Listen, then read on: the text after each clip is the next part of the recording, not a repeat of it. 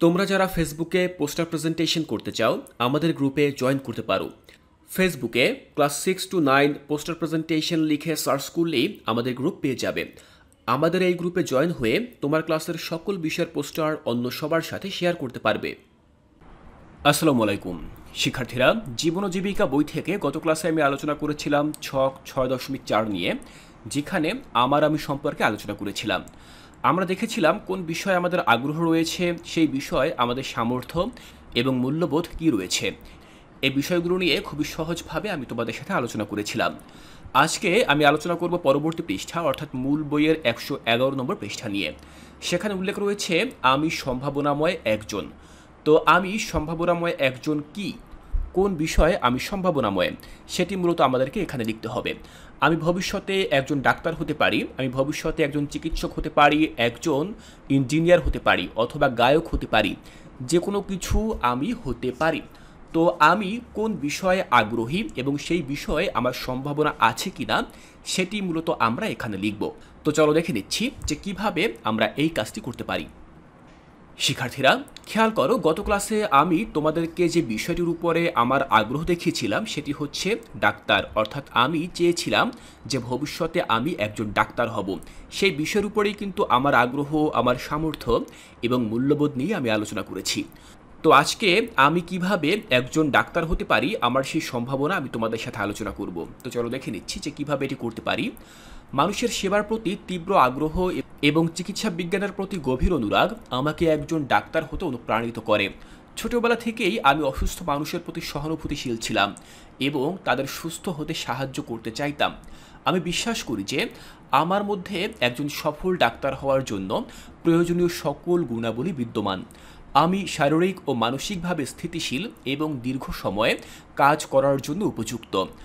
আমার যোগাযোগ দক্ষতা ভালো এবং আমি স্পষ্ট ও সাবলীলভাবে কথা বলতে পারি। আমি সমস্যার সমাধানে দক্ষ এবং জটিল পরিস্থিতিতেও সঠিক সিদ্ধান্ত নিতে পারি। আমি সহানুভূতিশীল এবং রোগীর প্রতি সম্মান প্রদর্শন করি। আমার নৈতিকতা ও পেশাগত দায়িত্বের প্রতি গভীর শ্রদ্ধা রয়েছে। আমি সৎ এবং রোগীর সাথে স্পষ্টভাবে যোগাযোগ করতে পারি।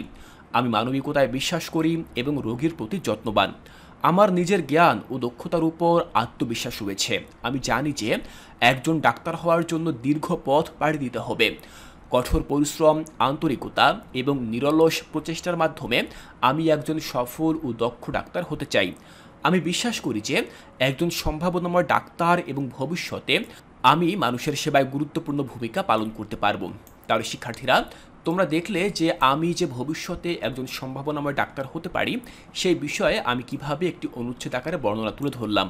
আমি আশা করছি তুমি যেই পেশায় ভবিষ্যতে অংশগ্রহণ করতে চাও, যেখানে তোমার আগ্রহ, সামর্থ্য এবং মূল্যবোধ রয়েছে, সেই অনুযায়ী তুমি এটি করতে পারবে। শিক্ষার্থীরা, এই 111 নম্বর পৃষ্ঠায় আরও একটি গুরুত্বপূর্ণ কাজ রয়েছে, সেটি হচ্ছে SWOT বিশ্লেষণ। দেখো, এটি হচ্ছে আমাদের SWOT বিশ্লেষণের ছক। এখানে আমরা আমাদের সেই পেশায় বা আগ্রহে যেই সামর্থ্য, দুর্বলতা এবং সুযোগ, চ্যালেঞ্জগুলো রয়েছে সেগুলো উল্লেখ করব।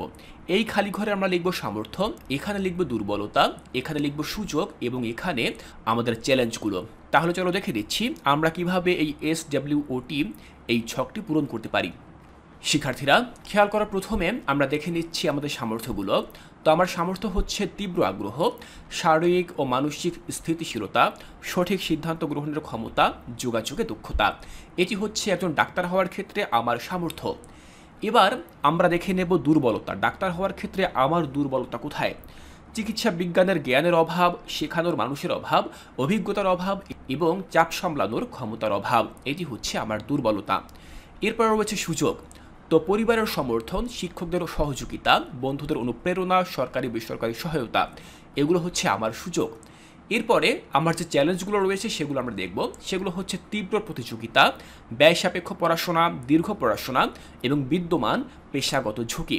এগুলো হচ্ছে আমার চ্যালেঞ্জ। তো একজন ডাক্তার হওয়ার ক্ষেত্রে যে সকল সামর্থ্য, দুর্বলতা, সুযোগ এবং চ্যালেঞ্জের মোকাবেলা আমাকে করতে হবে সেগুলি মূলত আমি এই SWOT ডায়াগ্রামে উল্লেখ করেছি। আমি আশা করছি তোমরাও এটি খুব সহজভাবেই করতে পারবে। শিক্ষার্থীরা, এর পরবর্তী ক্লাসে আমরা আমাদের জীবন ও জীবিকা অন্য কোনো বিষয় নিয়ে আলোচনা করব এবং সেই ক্লাসটিও আমি তোমাদেরকে খুব সহজভাবে বুঝিয়ে দেব। তাই এর পরবর্তী ক্লাসটি দেখার আমন্ত্রণ জানিয়ে আজকের এই ক্লাসটি এখানেই শেষ করছি।